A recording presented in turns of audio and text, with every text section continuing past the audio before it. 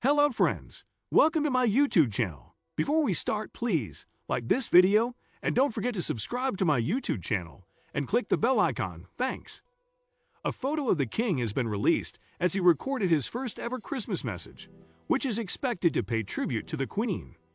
The message, which was recorded on 13 December and will be broadcast on Christmas Day, was poignantly filmed inside St. George's Chapel at Windsor Castle, where the Queen was laid to rest.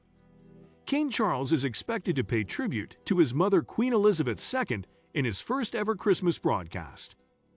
Buckingham Palace has released a picture taken during the recording of the speech, which will be released on Christmas Day. The snap revealed the monarch chose not to sit behind a desk in one of his residences to deliver his address, like his mother used to do in her last years, but rather to stand in the choir of St. George's Chapel at Windsor Castle. Buckingham Palace confirmed this year's Christmas Carol and the national anthem will be performed by the choir of St. George's Chapel.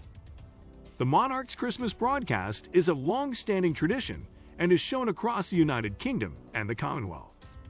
As the late Queen had strong links with this chapel, this move leads royal watchers to believe the sovereign's speech will be heavily focused on his mother, her reign, and her unwavering commitment to the country. This change of scenery was described as an excellent idea by royal commentator Richard Fitzwilliams. The expert went on to recall just how close to her heart were both Windsor Castle and St. George's Chapel. He said, "The Queen was very fond of Windsor, which is the world's oldest and largest occupied palace and dates back over 1,000 years. She spent the war years there. As Queen, she spent most weekends there. She held Easter court there for a month each year, and Royal Ascot was the first date in her diary every year. She and Prince Phillip spent lockdown there.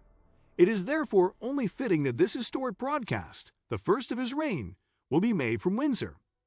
It also represents a change from the traditional desk with photographs and may mean that the monarch chooses different backdrops for his Christmas broadcasts in future years." The last few months have seen tumultuous change for the royal family following the death of the Queen. It has been a challenging time for the king, facing the fallout from Harry and Meghan's Netflix documentary, as well as accusations of racism within inner royal circles. He will hope his Christmas broadcast will send a positive message as he plans his coronation next spring.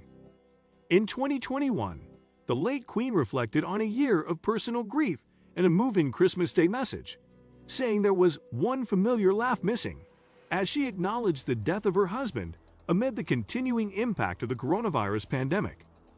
The picture released by the palace shows King Charles smiling in a blue suit and tie, while in the background can be seen a large Christmas tree decorated with ornaments made from sustainable materials, including paper and glass, as well as natural products like pine cones.